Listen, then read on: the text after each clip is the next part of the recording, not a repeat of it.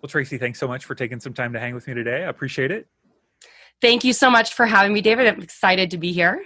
So you say creatives rule the world. And that's obviously, that's an amazing website that you even own. Like that's a killer website URL. I know. Why do you believe that? Talk me into this. Like if I was like, no, leaders rule the world, managers rule the world, politicians rule the world. Come on, talk me into it. Yes. Well, I think that at the core, everyone is creative.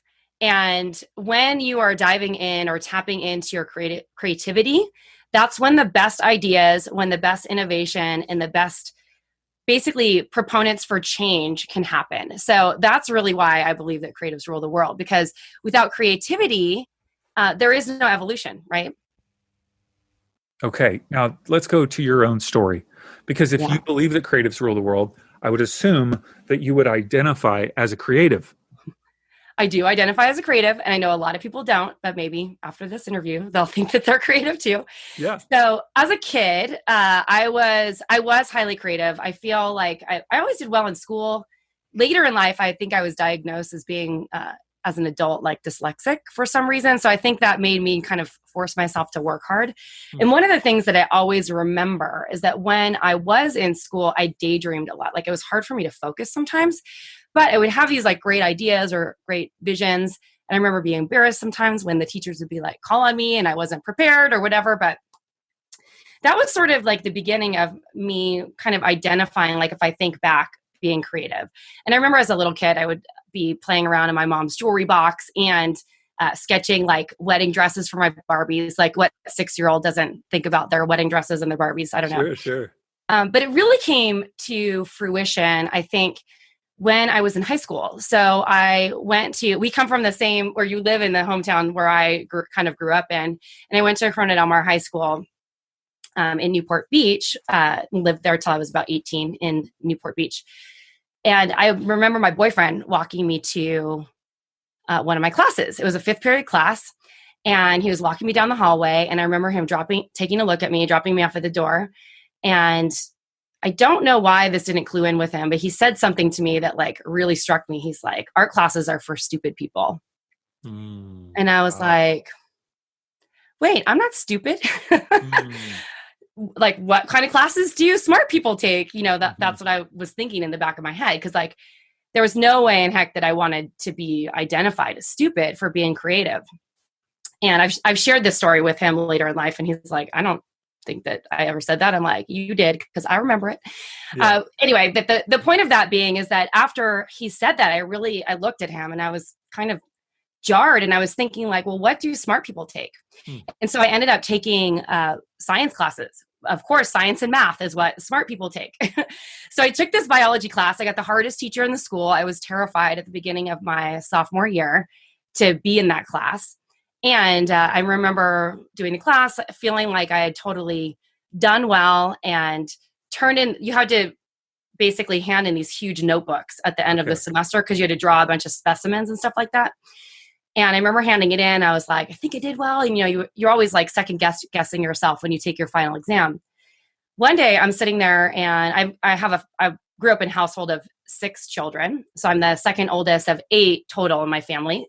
And the phone rang, the upstairs phone, because I think as teenagers we're like, we would never give our teachers our parents' number. We would give them the kids' line.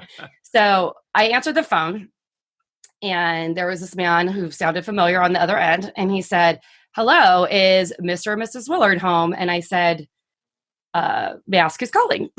This is Mr. Gear. And I'm like, why is Mr. Gear calling me? I must have totally flunked the exam. Like, what the heck? I thought I was doing well. So I like scrambled. I was like, they're not here right now. Can I take a message? Like really fast. Sure. I just was calling because I call all the students and my parents in my class who got A+. And Tracy was one of 3 people who got an A+ in the class. And I was like, wow. What? So that thing, I was like, wait, I'm smart. Like I ace biology. So, you know, and I had a tendency to do well in like math and science classes. I don't know how, but it's not something that I really like lean to now. Mm-hmm. But if I look back on that, like the majority of that class was drawing, and I was being criticized by my boyfriend, who was a science and math geek. about taking art classes, and he got a worse grade in that biology class than I did. So creativity can, even being artistic can go a long way in a variety of different ways. That's an amazing story. Yeah. Go ahead. Yeah. So that was sort of the beginning. And then I knew that I was always kind of creative. I didn't really take any more art classes in high school because I didn't want to be stupid. But when I went to college, I kind of found myself more and I was a little bit more confident. So I started taking art classes as electives. And eventually I landed on this jewelry making class that launched my career because I had a teacher who really saw my talent. And she's like, you have not only an eye for design and fashion, but you also have this skill set, that is translatable. And you're creating things I can tell that will be popular on the market. And so she really kind of mentored me for the 2 years that I was taking her classes as electives. And that sort of led to me launching a jewelry company many years later. So it all kind of, I kind of liken it back to starting with the daydreaming and drawing wedding dresses for my Barbies. Sure. And then back to high school and then kind of launching that into my career. So it's been a fun ride. Did your parents encourage or discourage your creativity, or was it neutral, or how did that play out for you? I don't really remember it going either way, but what I do, and here's the thing, my parents were both really creative people, but not traditionally creative. They weren't like flaky artist types, which I think is the big stereotype that sometimes creativity gets. Like my dad and my parents had kids when they were like 19 years old. So they started having kids that young. So for them, it was really about survival. And I know my dad always wanted to be an architect, and he kind of manifested some of that later in life by designing homes and stuff like that. But I think he always felt like he never got to fully tap in to like what he wanted to do and what he loved to do. And he was severely dyslexic. And so school and all those things were much more challenging for him. I somehow adapted and got through it. But I think he always felt like he had this burden on his shoulder. He's a good looking guy and had all these kids, and he felt like he needed to provide. So being able to do what he really wanted to do was something that was on the back burner. So I think when they started seeing creativity in their kids, they didn't necessarily push us into it. They just let it be, I think, more than anything, which I think was really powerful. And in particular, being one of 8 children, with all of them having really strong athletic ability, where I don't know that I necessarily was one of those people. My brother was a professional football player, and 2 of my sisters played basketball all the way practically through college, and other siblings were really good at soccer and other sports. So I was the one who wasn't really the athletic type in the family. So I think, one of the things that I was glad that they let me do was to really kind of pursue some of these creative passions when I was little. Mm-hmm. Would you say that everyone is creative? I heard you allude to that early, in our conversation here, but because there are a lot of people, especially people I know that are listening, that are like, I am not creative, like at all. Like that is not my thing. Like, what would you say to that person? I know the majority of people don't think that they're creative if they don't identify as a creative, but creativity manifests in a lot of different ways. So the best way that I can describe this is after I moved to New York in 2006. One of my good friends who had moved a couple months after me, she met a guy that she was dating. He was in finance. I was having some issues with my numbers with the company. We'd been in the huge growth phase, and I was trying to figure some things out. So he's like, I'd be happy to come down to your office and talk about, business modeling or whatever. So he comes down, asks me some questions. We give him some financial reports. And he's like, looking around the office, he's like, this is so cool. Like, I'm not creative at all. And he starts like walking into the production space. Like, I can't believe that you can make that, all these things. And he was his mind was blown. And he kept saying over and over again, I don't have a creative bone in my body. And he's like, okay, so here's what's next. I'm going to work on some financial modeling. I'll send it to you, whatever. He sends me a couple days later this spreadsheet, and you plug a number in one place and it spits out a calculation somewhere else, and built out this huge, crazy financial model. It was super easy for him. Like, I would never have been able to figure that out. But I was thinking to myself, like, who has a brain that actually works like that? That is really creative. Because he had to think, like, if I plug this in here, I need this formula to work that way. So a lot of people who are analytical don't think that they're creative, But if you think about how businesses are run, and, you know, in the entrepreneurial world, we talk about visionaries and integrators a lot. And the integrators are the ones who are usually doing, my boyfriend's more of an integrator type. And we had this conversation once about how he was like, visionaries, all they want to do is go out and have fun and party. And us integrators are like working our butts off behind the scenes. And I was laughing. I'm like, well, you know, it's not my fault if you don't tell me how long things take. And I don't have any gauge for that because I can move pretty quickly with the stuff that I do. And so in delving into this a little bit more, you know, I was talking with Jason, my boyfriend, about this. He is like brilliant when it comes to systems and how workflows work together. Like when he was consulting for me for a while. And so before we started dating, and when he looked into our infusion stuff, he was showing me like the scrambled eggs that were in there. And he's like, this is how it should look. And he shows me this other things. He's like, this is how a system should work. And I was like, how'd you do that? That seems, I mean, it looks beautiful, but like, I wouldn't have been able to figure that out. So Sure. I think that everyone has their own type of creativity. It's really just how it's manifested and how you're using your right brain to function, because we both use left and right sides of our brain. It's just how you're using it. Yeah. How would you define creativity? Like, how would you, because, you know, there's a lot of preconceived ideas on what that means. You know, it almost, sometimes I think people think of painting or drawing or something when the word creativity comes up. You know what I mean? Like, how would you define creativity? My definition of creativity, I mean, yes, most people, when they say I'm not creative, they think that they're not an artist. That's just one type of creativity. And I'm actually writing a book right now about different creativity types. And we probably don't have time to go into all of them right now, but I'll give you an example of this. Like, I really believe that creativity is your ability to innovate, to come up with ideas, to solve problems, to change outcomes, to provide solutions for something that you might be faced against. It's anything in that realm. And then obviously also that what we think of as creativity, like your ability to make art or think about things differently. So it's really about, I firmly believe that creativity is anything that allows you to come up with an idea, execute on that idea, and bring it to the market. So the majority of entrepreneurs out there are like typically like highly, highly creative. They might not think that they're creative because they're not artists, but like their ability to like innovate and adapt and get things to market are basically like the gift that they have. Mm-hmm. Yeah. And that's not only true, obviously, for people who are entrepreneurs, but you could be creative and you're 9 to 5. You can be creative 100%. as a stay-at-home mom. You can be creative as a coach, you know, coaching your kids' teams. Exactly. Yeah, because you're basically saying it's good innovation. I think that's a really good way to say it. You know, it's like, let's say your kids, I mean, I'm not a mom myself, but I'm an aunt to 22 amazing humans. And Jason has 2 kids too. It's like, let's say you want your kids to do something and, you know, it's on their chore list and they're not doing it. Like, what's another way that you can like enroll them in that?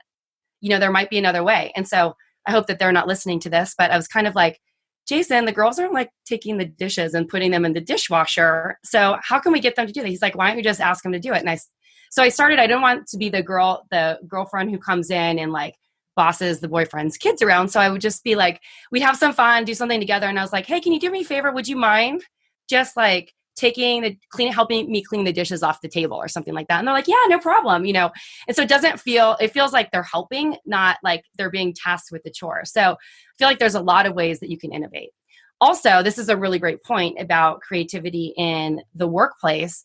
One of the things that I've really done with my teams more recently in the last 4 or 5 years right now is to really encourage them to always be learning something new that helps them with their skill set or something that they're interested in that's going to help broaden their skill set, and to spend time to basically not be on Slack or not be on email, not be reacting to people all day, so that they have huge blocks of time to get their work done. Because I think what ends up happening as someone who's a leader of and the owner of businesses that employ people is that visionaries have a tendency to bark orders at their team and like give them a bunch of things to do. And oftentimes the team feels like they have to respond right away or else they're going to be in trouble or something like that. And so they're not as effective or efficient. And one of the things that we are really trying to include in our working environment is allowing people time and space to respond during a reasonable amount of time, but also give them blocks of time to work, and eventually also like creative days every month so that they can work on bigger projects or come to the table with ideas. Because as a business owner, as a parent, as someone who works from someone else who might be managing people, you know, if you aren't empowering the people who work with you or on your team to come up with solutions, or your family members or whatever it is, because I think it's all the same right across the board, then your brain is going to be taxed, and that's going to prevent you from doing your best work at the end of the day. And so I liken this. I remember this visual when I was in San Francisco. I had about 13 people in the office, not usually all at once, but we had a bunch of freelancers doing production work for us in my first jewelry company.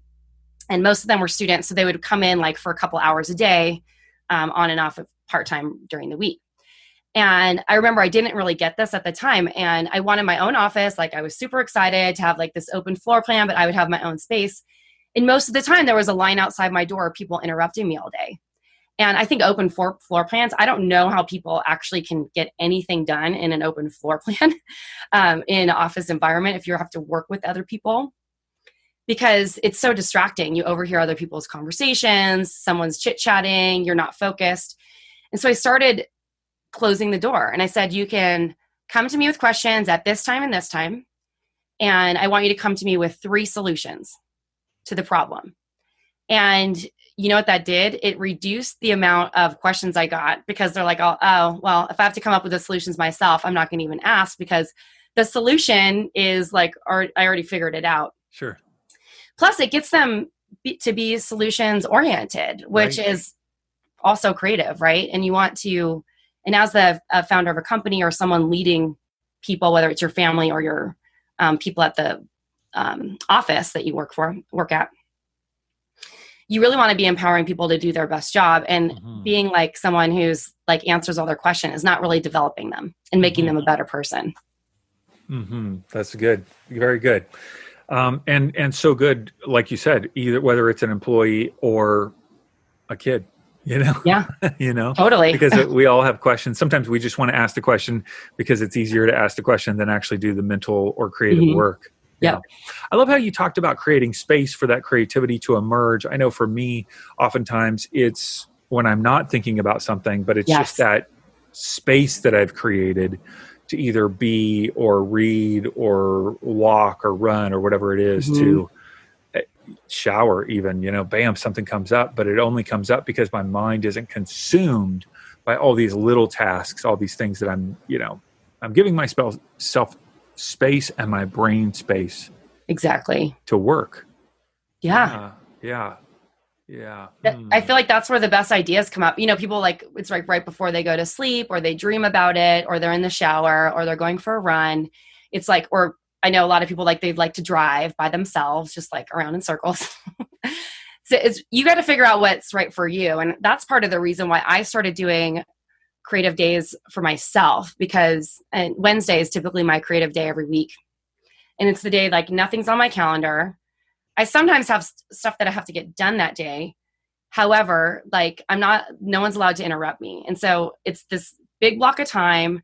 And I don't know if you've found this too. It's like when you're scheduled, and then you have to work on something that requires you to think strategically or to think outside of the box or whatever.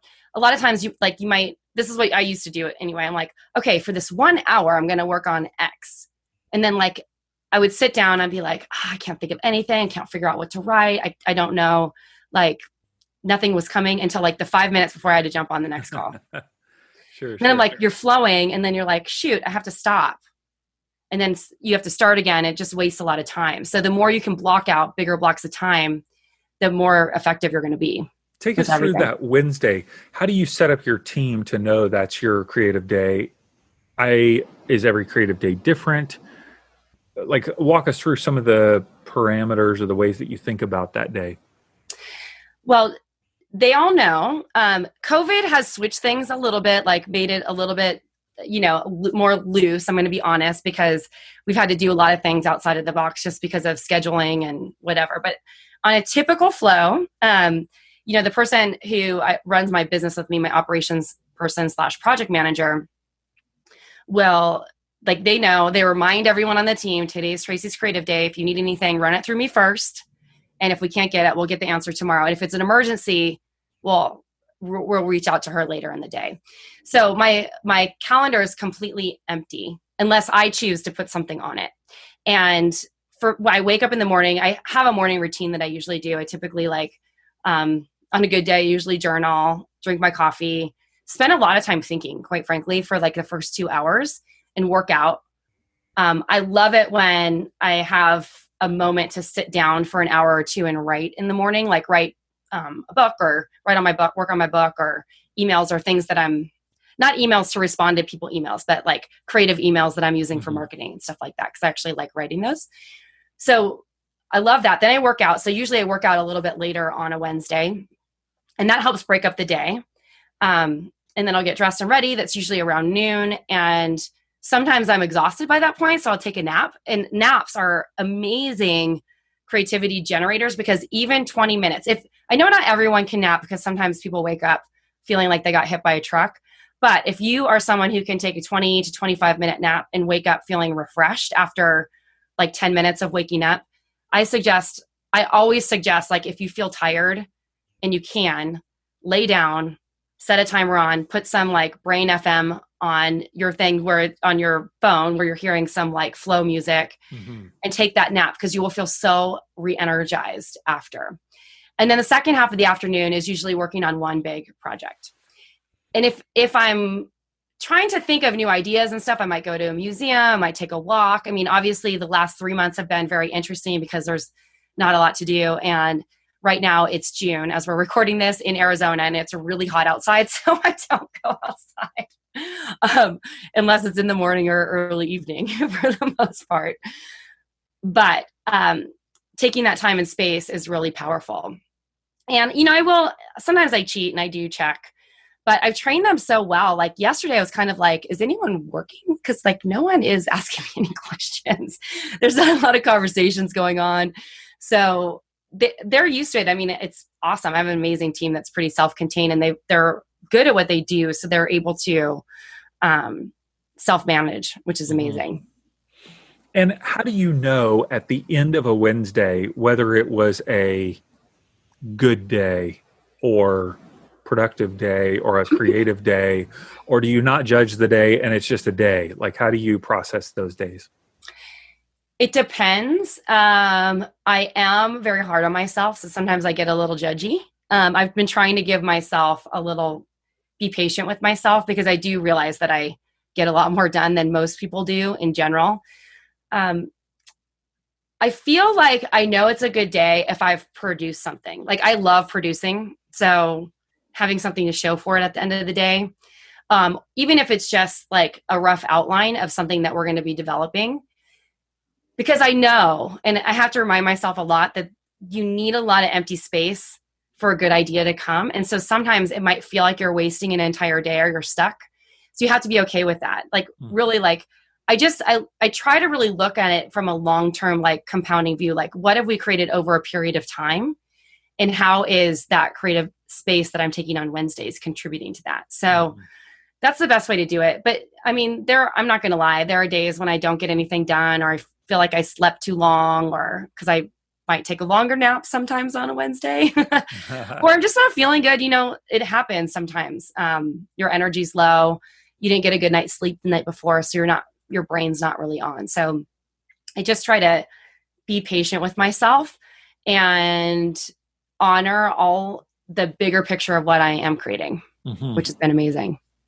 So people are listening now, a lot of women, some moms, and they're thinking, okay, I recognize I have a certain set of gifts because I have been a mom. I know how to be creative and coordinating, helping kids, motivate kids, as you mentioned, schedules, projects, all of these things. So she's saying, yes, I've got this creativity. How do I harness it to create a business or a side hustle? I want to create something. I want to do something. I'm not quite sure how. How do I leverage my creative power? What would you suggest? Well, I like to start with like, what do you love doing the most? I know that, I never thought, if I would have thought of my early 25 years ago, myself in my 20s, early 20s, thinking like, what am I going to do for a career? I never thought I would be like a business strategist or, running multiple businesses. I thought I was going to be a jewelry designer, and I thought I would have a brand that was well known. And I did that, but there was a certain point when it wasn't really serving me in the same way as before. And so what I personally did, and everyone's going to have their own process. And it was hard because sometimes it's really hard to move forward because there's a lot of stuff that gets in the way. Your mindset, your belief system about yourself, like feeling like people are going to judge you, feeling like you're not good enough, which is like the underlying like fear thing that we all have as human beings. And feeling like if you put it out there, people are not going to respond. So I went through this process with my consultants because my first business was taken out after the 2008 recession. And he sat there because I was miserable. I was so unhappy. I was like, I can't even imagine moving this business forward after 11 years doing anything more with this. I hated it so much. But I had this identity crisis because I was so tied into that being the thing that I did. Right. And that's what I was known for. Like, who am I if I'm not a jewelry designer? So we took a look at what I actually love doing the most. And so this exercise is really powerful. It's like, what do you love to do? And how can you turn that into something that can contribute to the world? Mm-hmm. So I realized I did love designing. That was super fun. I love working with the clients, and I loved sales, which is weird. Like, I never would have thought that's what I wanted to do, but I love the sales process. I love sales psychology. I love thinking about like, how can I basically entice someone to like what I do, and then also get on the phone with them and share a bigger vision of how I see us working together and stuff like that. And so that developed this new jewelry company. And you might be, someone who's listening to this might be thinking, oh, well, it's the same thing. It's a jewelry company, but it was quite different because this new jewelry company was built around my lifestyle is what I wanted. My siblings, because at that point I had, my family had grown. My dad got remarried and had 2 more children. And I have 8 siblings. They're starting to have kids. I now have 22 nieces and nephews. And I wanted to be able to watch them grow up. And I knew that my other career that I said I'd wanted was tying me to be in an office where I had to manage people in person. And so I wanted to set this new brand company up so that it was virtual and so that it really supported my lifestyle. So there's 2 things in that, like get really clear on what you love to do, or there's 3 things maybe. Just determine how this can add value to someone's life, and think about what you want your life to look like before you build your business, because you might be building a cage for yourself right. instead of, and then you can figure out how, then the rest can just come. And I say this because, I have a sister, she's a hairstylist, and like I've been encouraging her for years. She inherited my mom's OCD, and she is amazing at organizing stuff. And I'm like, girl, you should start Orange County Organizers or something. The URL was already purchased, unfortunately. But I was like, you should start this organization company because you're so good. And this is something that you could do on the side in addition to these other things. And, for whatever reason, she didn't start it. But like, she's really good at that. And she actually likes it. Like, she loves cleaning. She loves organizing things. She loves folding towels and like weird stuff. I'm like, girl, if we didn't live so far, I would have you come over every single week and do that for me. And we had to share a room growing up. So, my side of the closet was a little messy and hers was all OCD hangers in a row. So that's sort of how I would determine it, is like figure out what you're good at, what you love to do, how can this add value, and then build lifestyle around that. Like, if you want the flexibility to be able to be home, pick your kids up from school, don't do something where all the appointments are going to happen at 3:00 in the afternoon, because you're not going to be able to do that. Yeah. Yeah. I think the idea of opening a retail store or a restaurant are 2 horrible ideas. Yes. For moms who want to pick their kids up at school. Yeah. But I mean, so many times you look at those things and you go, oh, to have my name up on the side of this this building or whatever. So many things like that look cool, sexy, exciting on the outside. It doesn't have to be brick and mortar. It could be something else. It's you got to realize what's going on in the back end. How is that going to impact you? I posted in our the Inspiration Rising Insiders private Facebook group the other day just a meme about, as an entrepreneur, all these things that you have the benefits of being an entrepreneur, and one of them was setting your own schedule. Yeah. And a woman said, I've had my own business for 40 years and I've never set my schedule, a day in my business or life or whatever. And she was kind of putting it down. Mm-hmm. And I responded, I said, I'm so sorry. I've had my own business for 12 years and I've set my schedule every single day. And she That's said, someone who, what did she say? I want to hear. She said, basically I need to make some changes in my life. Is basically what her. She was saying she needed to make some changes in her life. And she came to grips and she said, she's in a service-based industry where they're serving people and, probably set it up where she's at their beck and call whenever they want her to be there. And, I wasn't going to say what I thought. I was just going to empathize and go, it's so hard, But you choose the type of business that you set up, and not only the type of business, because you could be in a service-based business, but you could set it up with certain boundaries and have things in place where you're operating in the lifestyle that you want, Exactly. So that's a really good, a really good observation, because the first thing that came to my mind is if she can't set her own schedule, she's not setting boundaries and she's letting people run her life. That's right. And so it's she's not saying I'm available here. She's saying when are you available? And I'll just show up whenever it's convenient for you. And, obviously with client service businesses, you have to be able to find a middle ground, but it doesn't mean you have to be a slave to them. And I know it's hard for some people because they feel if they do set boundaries that they're going to lose the customer, but I actually think that it creates more structure around it. And for instance, we just hired someone to help us with some SEO and a cleanup project on our blog.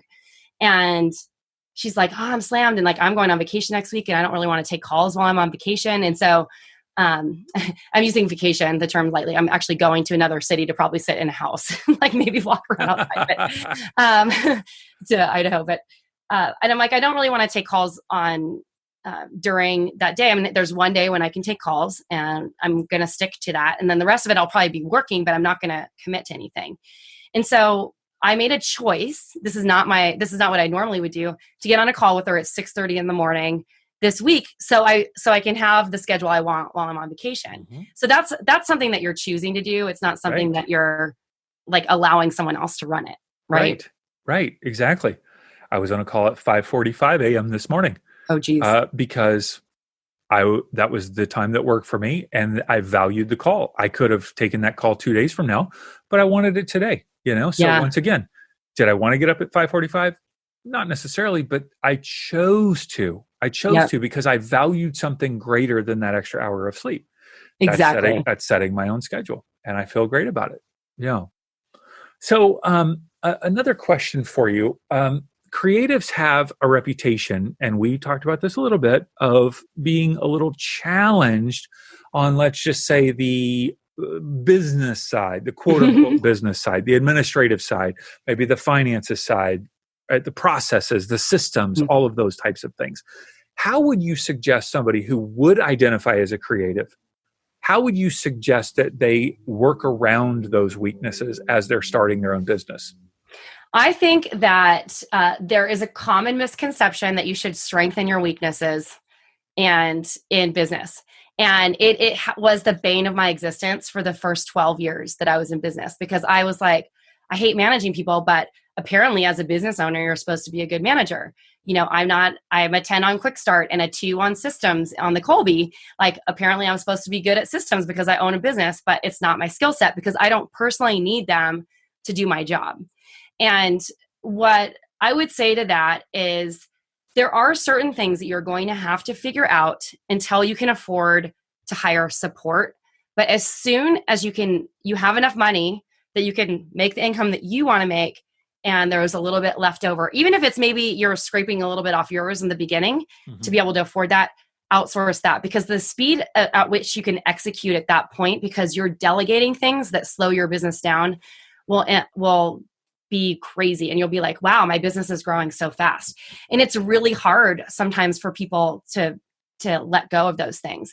In fact, I know a lot of people who are more on the integrator side who are trying to build bigger businesses who really struggle with this because they feel like they have to do everything, and it's in their nature to want to do all the work instead of like training people to actually do it for them. And so I think that whether you identify as like highly creative or more or differently creative, we'll say it like that because I think everyone's creative. You need to identify like where your blind spots are, what are the biggest challenges, and don't tell yourself you're bad at business, because your creativity is the thing that will make you good at business. I think people think that they're bad at business because they're creative because they don't like doing some of the administrative work. And that's okay, because some people love doing that. Right. And these days, I feel like with the virtual gig economy, it's really easy to find someone who will work for you just a few hours a week to do a few things and for not very much money. Right. You don't have to hire somebody full-time with benefits, is what you're saying. There's a lot more options. Tracy, you've got multiple places that we want people to connect with you. One, tracymatthews.com, which will point people toward, which if they would like you to custom design a piece of jewelry, it looks like you're open to that still. Is that correct? Yes, I still am designing. I have a very limited amount of people that I can work with a month, but I still do. Great. Super and fun. Then you have a podcast called Thrive by Design. Who is that for? Who would that be best to listen to that? It is catered towards all creative types. I mean, originally the podcast was designed for jewelry designers and creative product brands, but we talk about all types of business things. So if you are someone who identifies as being creative, you want to start a side hustle or want to become an entrepreneur or start some sort of business, I would love to invite you to come and listen, because there's a lot of good tactics and strategies about building your business, building your email list, growing your audience, and getting more exposure and being more creative in the process. And we'll, of course, link to that in the show notes. You can swipe up on your phone now and find that. But if you go to flourishthriveacademy.com/Apple, it will pull up the podcast on the Apple Podcast app. But of course, we'll link to that in our show notes. And I'm sure you can just Google Thrive by Design podcast, and bam, it'll pop up. It's everywhere too. So it's on everywhere that podcasts are listened to. Yes. You also have the Flourish and Thrive Academy. Who would that be for? Who would that be helpful for? So we help jewelry and creative product businesses. I'm rolling off the ball. You're not dead at that part. I'll start again. Tell me about the Flourish and Thrive Academy. Who is that for? We help jewelry and creative product businesses launch, grow, and scale successful brands. And we do that. We have programs, coaching, and a mentorship community where we support you. So if you're building a physical product, we'd love to support you in that. And, we start with people who are in the beginner stages, who are doing less than 100K a year. And we help scale companies all the way up to 7 figures. So just depends on where you are. We can help you in one way, shape, or form. I love it. So just to clarify, the podcast definitely is not just for jewelry designers or people. It's for creatives and entrepreneurs who are oftentimes creating a physical object to sell, but people can really learn from all sorts of things. So encourage people to check that out. So, absolutely. Tracy, thank you for taking time and sharing your journey, and also just sharing about creativity. I feel more creative just talking to you. I feel like, I'm creative. Yes. You are creative, David. Don't forget it. Thanks for having me here. It was a blast. Yeah, thanks so much.